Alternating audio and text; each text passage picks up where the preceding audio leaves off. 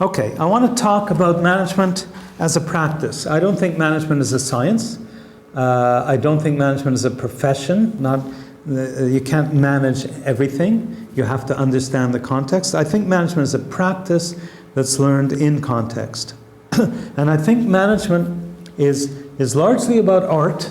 I always like to point here and realize that nobody's looking there.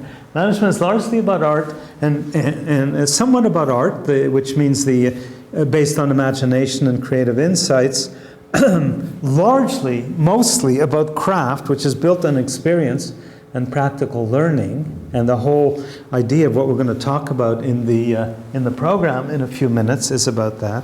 And management isn't a science, but it uses science in the form usually of analysis or systematic evidence.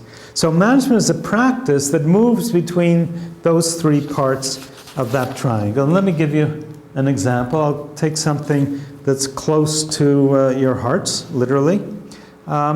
Decision making. I'll tell you why it's close to your hearts in a minute. There are kind of three broad ways to view decision making. One is thinking first, which is the very systematic, first you diagnose, then you design, then you decide, and then you act. Very systematic way. And that's the way we think of making decisions in most big organizations, big companies, and so on today.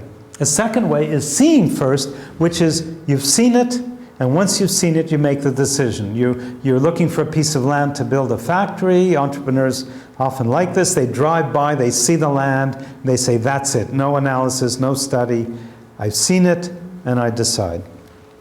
The doing first is you act in order to think as much as you think in order to act. In other words, if you're faced with a decision and you don't quite know what to do, you try something.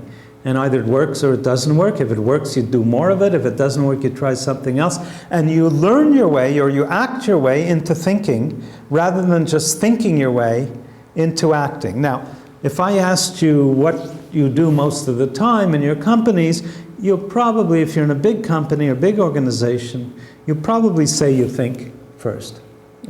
So let's take something very personal. How did you find your mate? So with all those people in the classroom who did it through thinking first, namely they diagnosed the situation, what kind of mate would I like, how tall, how pleasant, how sexy, whatever it is. Then you sort of design your perfect mate. Then you go out and find all the various alternatives. You pick one, and then you get married. So how many of you care to raise your hand? I imagine pretty well everybody raising their hand right now, right?